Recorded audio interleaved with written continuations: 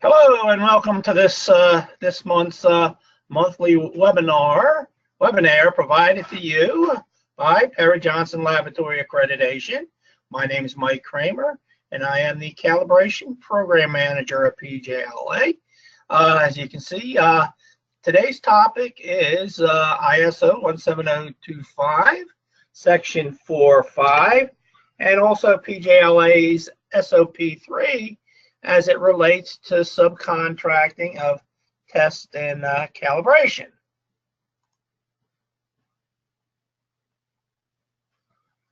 And as always, this webinar is being recorded. It will be available in its entirety at PJLA's website. We have a link that's labeled recorded webinars. This one, along with an array of other webinars we've done over the last few years, are provided for your listening pleasure. The duration should not exceed 1 hour. And as always, for those of you that are new here, welcome. But toward the end of at the end of the webinar, there is a time where you can ask some questions. They'll be funneled to me, and we'll go over that in more detail when we get to that screen. So without further ado, I will go ahead and dive into the monthly presentation. Again, thank you for joining us. One thing I wanted to start out with is subcontractor, which is what we're focusing on today, and that as opposed to vendor, and exactly what is the differences. A subcontractor is a company your laboratory hires to do the same type of test or calibration that you normally do. You may, and I've seen this, I do my fair share of assessments, get the contracting, or excuse me, the section on subcontracting, and a broad statement that we do not do any subcontracting. That's very well good and perfectly acceptable. However, let's face it, there could be in circumstances that may have you have the actual need to subcontract your work, such as a major piece of equipment used to perform certain calibrations or tests could perhaps be out of service, or a staff member who is trained to perform that test is unexpectedly absent. Excuse me. In order to meet your customer needs, you may decide to temporarily subcontract this portion of your work to another laboratory until you're able to perform the testing or calibrations once again. Now, a vendor is an outside supplier of goods and services. Calibration laboratories, i.e., send your equipment out to be calibrated, and equipment suppliers are two commonly used vendors. So I'll look at this a little bit more detailed here.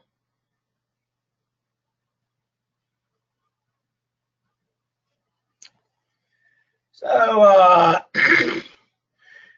an ISO 17025 accreditation for a specific scope and capabilities and for a specific site, the requirements for subcontraction actually apply in principle, excuse me, only to the subcontracting of an accredited test or calibration. The subcontracting of accredited test or calibration should not be confused with subcontracting of other testing work. Organizations routinely subcontract work for a variety of reasons, and when this work is not an accredited test for calibration, the condition of 17025 Section 4.5 did not apply as far as accreditation requirements are concerned. So basically what we're concerned with here, we're doing assessments, and when we're looking at subcontracting, it applies to the work, testing or calibrations that are actually under your scope of accreditation.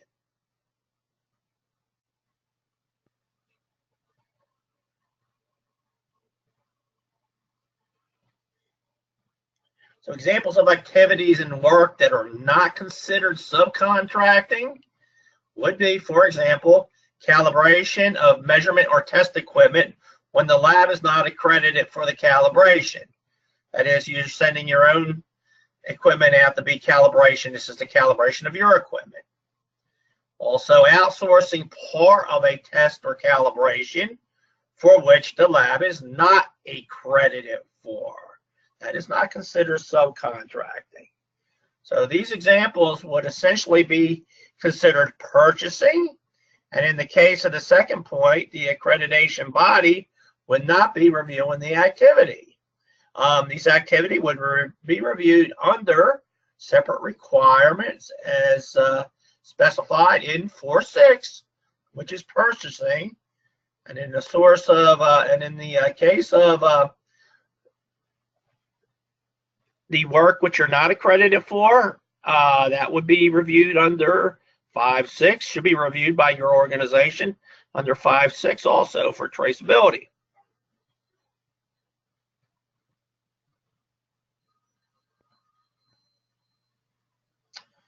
Okay, we're going to look at the requirements of subcontracting. 4.5.1.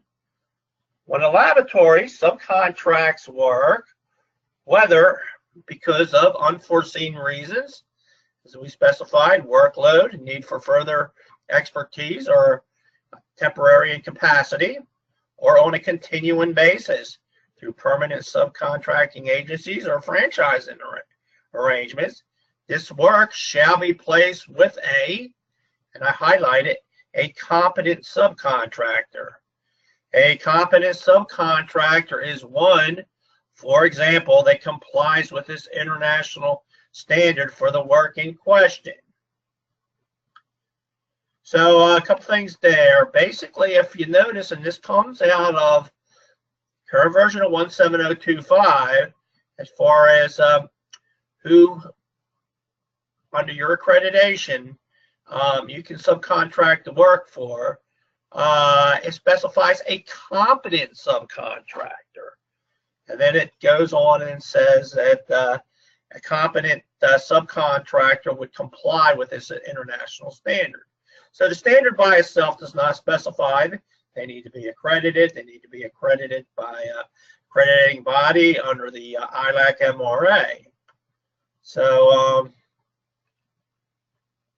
of course, a competent subcontractor would be one that is accredited, and for the particular work that it is a something that is under their scope of accreditation.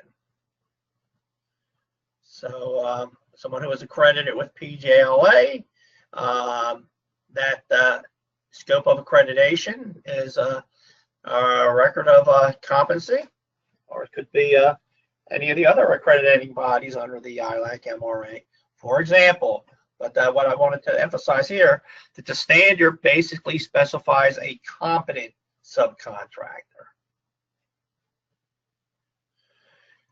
Looking a little ahead here, and while we're looking at competence, and in section 454 of the standards states that a lab must have a record of evidence of the subcontractor's compliance with 17025 for the work in question. It is important to understand that the standard is allowing for a laboratory to use whatever means it deems appropriate to evaluate its subcontractor. However, the record produced from this evaluation must detail the subcontractor's level of compliance with 17025 for the work in question. Okay, just bear in mind we're referring to just the requirements in 17025 here. Your accrediting body, and we'll look at PJLA requirements here in regards to contracting under our SOP 3 later on in this presentation.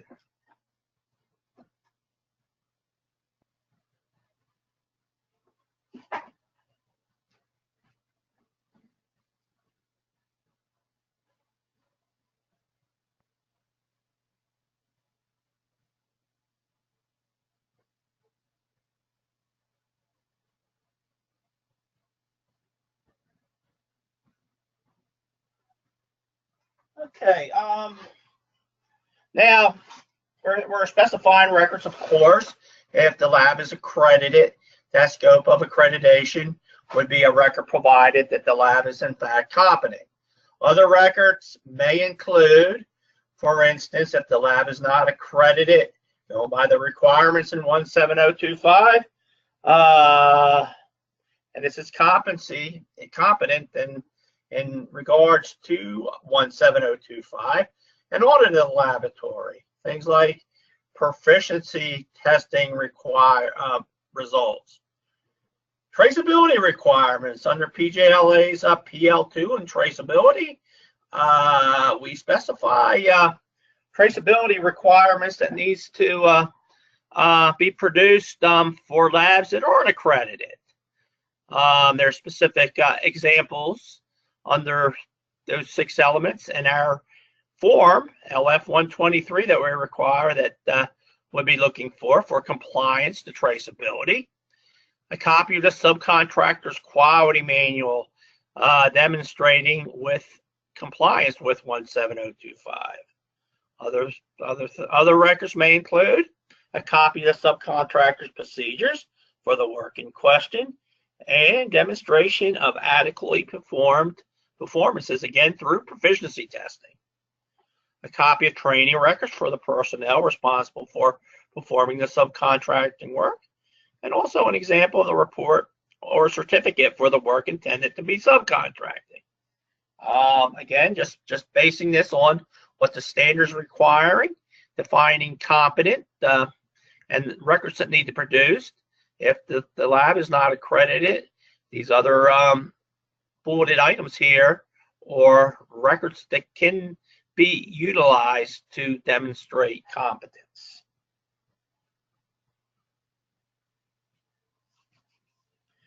Okay, next part of section 4.5.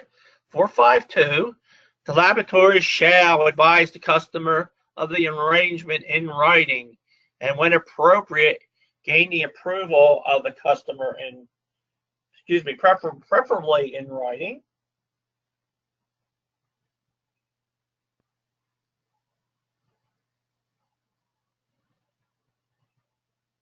Okay, so what is this stating? The name that prior to subcontracting, you have to inform your customer. One thing you may notice with this, and this comes directly out of the standard, the name of the subcontractor is not required here. Under the requirement of this section, the laboratory, however, must inform their customer of their intent to subcontract prior to having the work subcontracted. So have to communicate that directly with your customer. Look at the second part of here. When appropriate, gain the approval. That there is one of the, I would call them a gray area of the current standard. The laboratory, of course, you must inform the customer of the intent to subcontract. We just went through that. Please note that although the standard required customer approval where appropriate, it may not be possible to judge what appropriate means. So I would just think about that particular part of the standard that would be under an individual case-by-case basis where the requirement states where appropriate. So just taking that clause 542 for what it's worth, and whether or not you're conforming or not, a nonconformance will be raised if the laboratory did not notify of the intent to subcontract. That was pretty straightforward. Don't have to specify who, and where appropriate, you have to gain your customer's approval.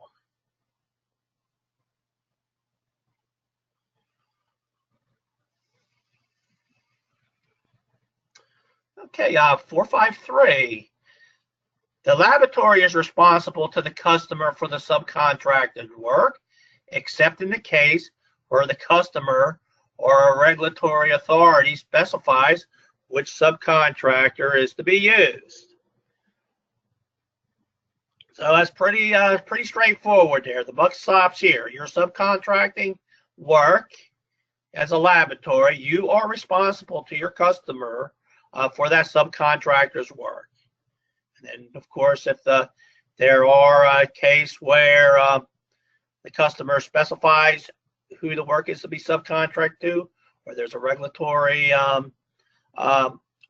authority that specifies this, this may be an exception in those cases.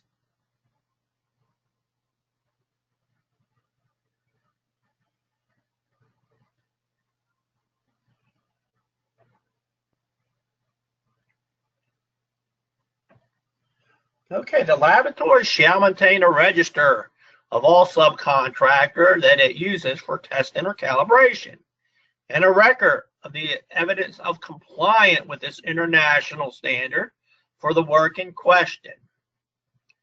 So that's under 454 under the section on subcontracting, and this requirements correlates, I believe, with the requirements specified in purchasing 464, and that is basically where you're evaluating your suppliers, i.e. your vendors, and you are going to evaluate those and list those approved, i.e. you typically have a approved vendors list associated with that. With subcontracting, you have to maintain the same documentation but a register of all subcontractors.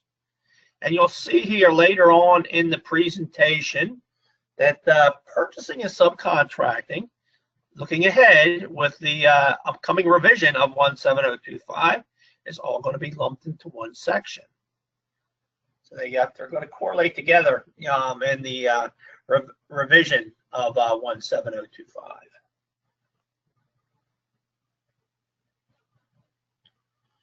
So again, as we specified earlier, you need to maintain a record. So a registry of the subcontracting laboratories, approved subcontracting laboratories, is to be supported by records of examination of the scope of accreditation or other objective evidence. And we went through an array of those, such as review of quality manual, audited laboratory operation, or proficiency testing results. So ideally, with subcontractor, if they are accredited, you're going to maintain a record of their scope of accreditation, and have an example of a certificate here. It's not a one-time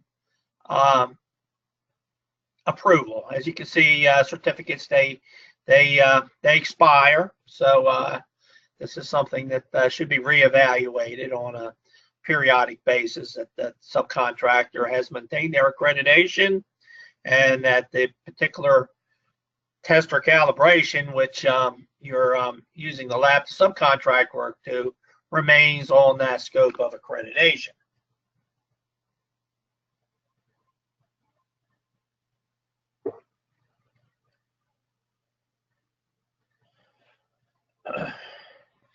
Okay, under subcontracting, we're still in 17025, but we're jumping ahead to section 510, which is recording the results. And particularly 510.6 under reporting the results is specific to testing and calibration results obtained from subcontractors. See, there's two elements here, one for testing, one for calibration.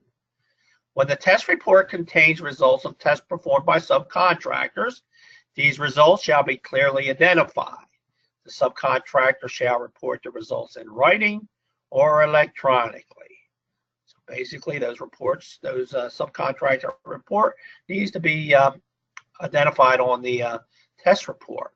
Again, as you'll see here with PJLA, and your accrediting body may have additional requirements as far as reporting the results of subcontracted work. Okay, and second part of 510.6, when a calibration has been subcontracted, the laboratory performing the work shall issue the calibration certificate to the contracting lab. What that's saying there, if you're subcontracting work You submit it to the subcontractor. The subcontractor will make that report out to you. You then will take that report, and however you elect to provide that to your customer would come from the report that the subcontractor provided to you, which would be in your name.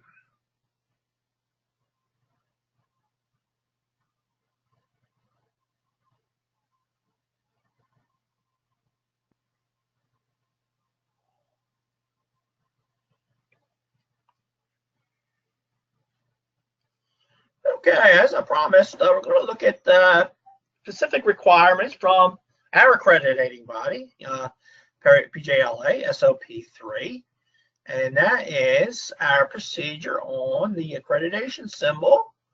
However, it's also specific toward accreditation language.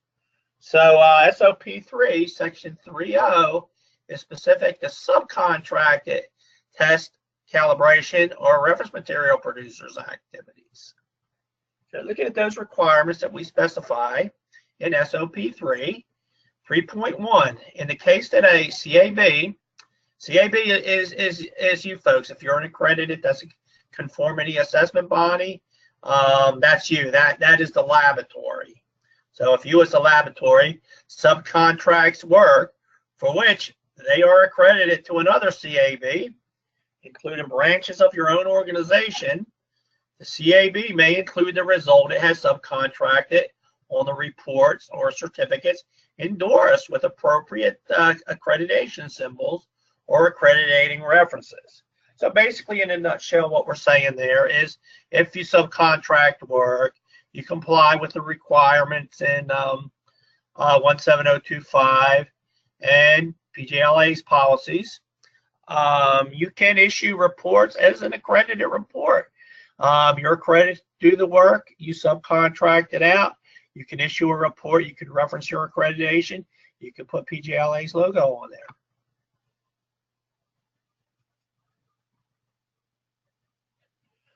Continuing with that, the accredited CAB takes full responsibility for the subcontractor activities unless it is an accredited branch of the same CAB and has informed the customer of the supposed subcontractor and can obtain his/her prior approval. So what that's stating, and I believe we'll see a little further here, if you're a branch of a larger organization where you have other accredited facilities within the organization and you subcontract that to another organization under the scope of accreditation, then that particular branch would have the responsibility. However, you have to do your due diligence and inform your customer of your intent to subcontract it. You have to ensure that an approval has been obtained from the subcontractor to report excerpts of the subcontractor reports on the certificates. So prior to subcontracting work, you're going to provide and endorse accredited report. You need to gain the subcontractor's approval that you're going to take excerpts from that report and incorporate them into your own reports. If you recall, there were another requirements within 510 is that reports shall be reproduced in its entirety, except when approved. So we're sort of killing two birds with one stone here with that requirement.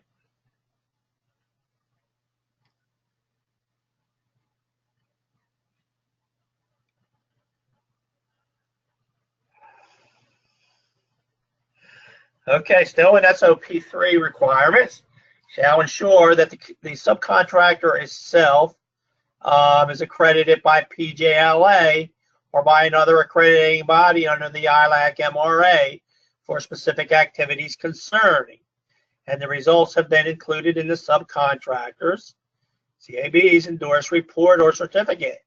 In the case a subcontractor is accredited by another organization other than PJLA, the subcontracting CAB shall not utilize the accrediting body symbol or referenced on the final endorsed report. So a couple things there. In 17025, we specified a competent subcontractor. Under PJLA, if you're going to produce an accredited report from a subcontractor, we do require that subcontractor is accredited by an organization under the ILAC MRA. What that second part is stating, if for whatever reason the work is being subcontracted to, let's say, by another MRA, such as ANAB, A2LA, NAVLAB, for example, you cannot utilize that accreditation logo on your report of the other accrediting body. You have to maintain the PJLA logo on your report, cannot incorporate the other subcontracting's lab, AB's symbol on your report.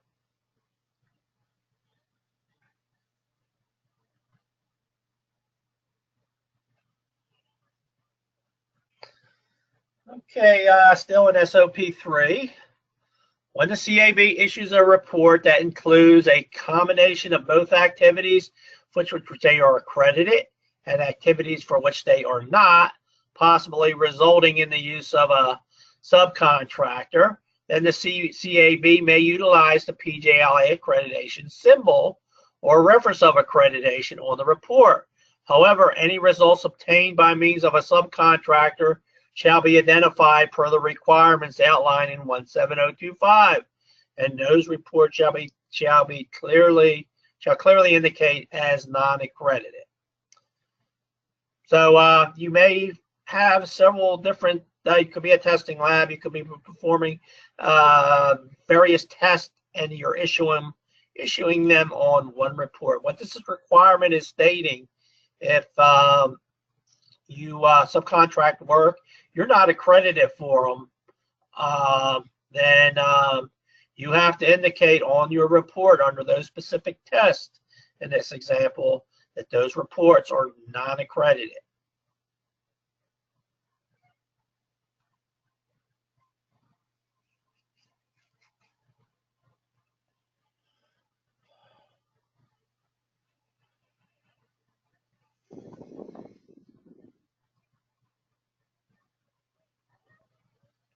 When a CAB issues a report for items, none of which are accredited for, resulting in the use of subcontractors, then they are not authorized to use the PJLA accreditation symbol or reference to accreditation in any capacity. So hence, if you're not accredited, do the work, and that's what we're concerned with. If you recall the first part of the presentation when we're defining what subcontracting is in the 17025 world, and during the accreditation process and assessments, we're concerned with work that's under your scope. That for whatever reason you elect to subcontract out. This is pretty straightforward here. If you subcontract something that you're not accredited for, you cannot utilize a PJLA logo on that report.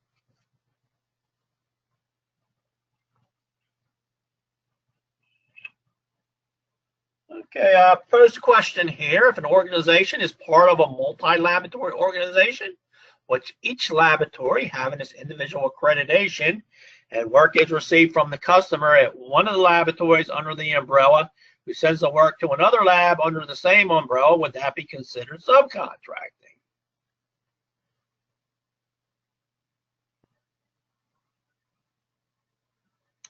So basically, the way this is looked at is the accreditation is separate. You have separate facilities, you have separate accreditations. We have several of them at PJLA. Among the laboratories under the same umbrella would be considered site-specific to each organization. Therefore, that would be considered subcontracting. Sort of, we were talking earlier about the example of if you subcontract work, this was under a PJLA SOP 3, within your organization, the responsibility would be with that particular branch of the organization that the work is being subcontracted to. However, this is specifying that it's still considered subcontracting. you're an organization. You have perhaps different sites in different cities, and they all have their separate certificate of accreditation. That would be considered subcontracting.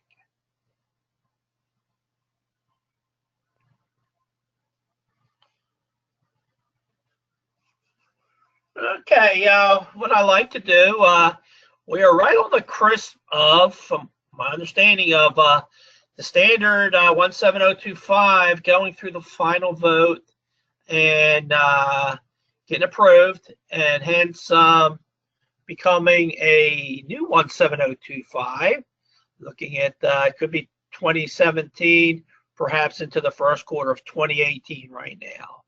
So we're sort of going through a transition here with the standard.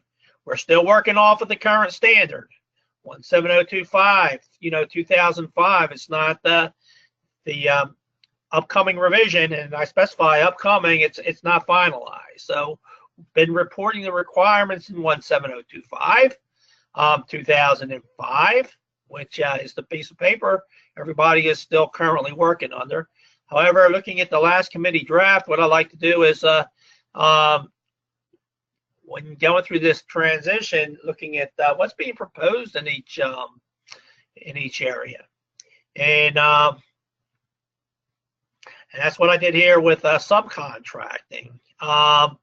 So one thing, and I specified this at the beginning of the presentation, subcontracting, and I did a word search on the current draft of the standard. The word subcontracting does not come up. It is going to be assumed that this is going to fall under 6.6, externally provided products and services. Hence, that would come under also the requirements of purchasing for 6, and the current requirements for subcontracting. 4.5 is all going to be incorporated into one section, 6.6. Looking at that, and I think I can safely say, if you comply currently with subcontracting under 4.5, you're going to comply with what's being proposed on the revised standard.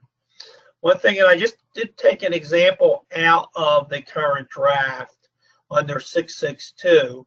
One thing with this particular section of the standard, which is not all that much, is not totally consistent with 2005, is the requirement of having a procedure. In 662, we see the word shall there. That's a must. So this is in the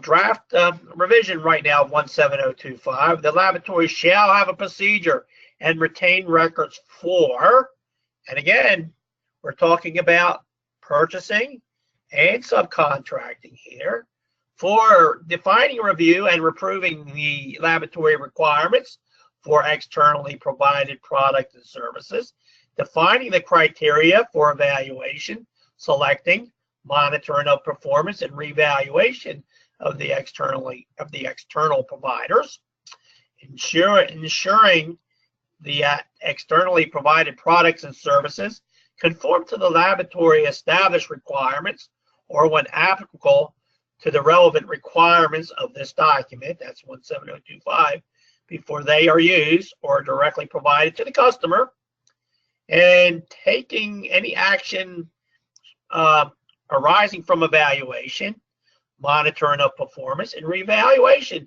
of the external providers.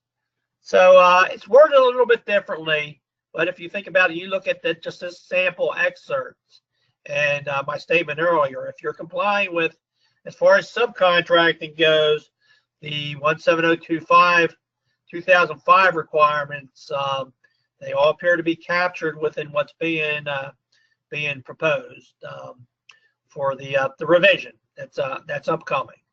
And again, if for those of you that are new to us, standard is going to be revised. There's going to be a transition period involved. So I don't want to scare anyone away thinking that they're going to have to look at these new requirements At PJLA, we're probably looking at least a 3-year transition period where you can be accredited 2005 version, but after 3 years, everybody would have to come up to speed to the 2017 version if you want to be the first one on the block. When we do get behind the 8 ball ourselves at PJLA, when the standard does become official, you can have your first assessment to the new standard.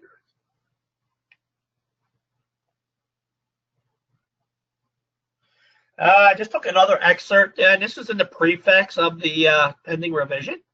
Couple bullet points there.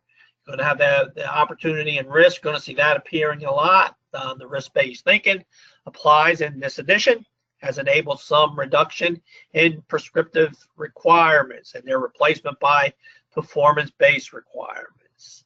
So we did see in externally provided services, you still have to maintain a procedure.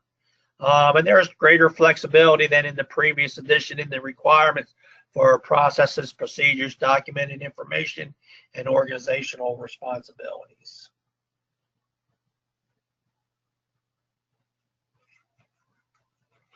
Okay, that brings us to a close here of our presentation of Section 4.5 ISO 17025 2005 SOP 3 in regards to subcontracting. So you should have a place on your screen if there's any questions that you have concerning what we've gone over today. You can submit the question. Those questions will be funneled to myself, and I will attempt to answer them after the 5-minute time frame. So at this point, if there are any questions, please submit them. Try to get to as many as we can. If for whatever reason the question remains unanswered, you can submit them directly, or perhaps you think of something after we sign off here. You can still submit them webinar at pjlabs.com. So I'm gonna be quiet here for about 5 minutes, and then I'll see what type of questions we get.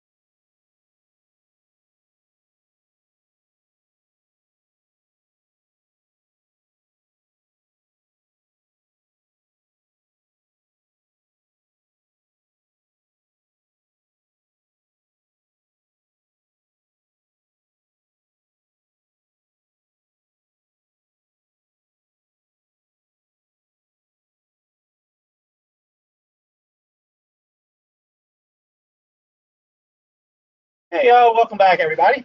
I have a few questions, not a whole lot here. One thing I did want to bring up is our next webinar, which we are going to have scheduled. And a little tidbit of information here. I just sort of saw what it was and went with it a little bit here. Didn't know it myself that November 21st, World Television Day, will be our November webinar. And it's going to be on 17025-546, measurement uncertainty. We're going to go over just a broad general overview of measurement uncertainty, requirements specified in 17025, probably delve into the basic requirements specified in PJLA's PL3, which is specific to measurement uncertainty. Not going to be specific toward any type of calibration or test. It'll be an overview. They have some examples of uncertainty calculations or uncertainty budgets from specific calibrations or tests. So what I'd like to do now, I got a couple questions here. If you send out-of-scope items to a supplier, is it appropriate just to ship the supplier certificate to your customers without covering under your accreditation? Yes, I would say that's, again, if you recall, if I'm an assessor, if I'm an assessor or you're doing an internal audit for your lab under subcontracting, you're concerned with those that are under your scope. And I know from being on the laboratory end of it, certain occasions we basically acted as middlemen for places that would submit us things that we were accredited to do, however, may also send us items that were not under our scope, that basically wanted it to put in our hands and send to an appropriate supplier. Good business practice anyway. I know that when I was on that side of the table, we of course informed the facility where we were sending it to, and that we were upfront that we were not accredited to do that. But that's perfectly acceptable. Next one, and this is an interesting question. Can I use the PJLA accreditation symbol on subcontracted work? It's for a parameter or we are accredited, but the calibration is beyond our range. Okay, excellent question there. So what's that specifying? If you look on the scope of accreditation, of course, we have CMCs on there. We have ranges, which specifies the smallest to the largest. Could be in any specific units, meters, pounds, degrees centigrade, whatever it happens to be, that you're accredited to do work beyond within that range. If you do work, and let's say the work encompasses work that is within the range and work that is without the range, you can put the PJLA logo on there. But according to SOP 3, you have to specify that those items that are not under your current range are not going to be considered accredited items. So you can put them on there if they're also included values which are within your range. Now, if everything is out of the range, and I'll give a sort of a broad example here. Let's say you're a scale company and you do small bench scales and laboratory type balances, and then all of a sudden you somebody wants you to test a truck scale and you subcontract it out, then no, that's outside your range. If that's the only thing that's on the report, items that are completely outside your range, then no, that's not considered being accredited, something that's under your current scope, and you would not be able to use a PJLA logo unless it also includes other items that were within your range. I hope I was clear on that. But that was it that I had for today. Thank you all for joining us. Enjoyed having you with us, and we look forward to having you all sign in next month for everybody's favorite measurement uncertainty. Have a good day. Thank you.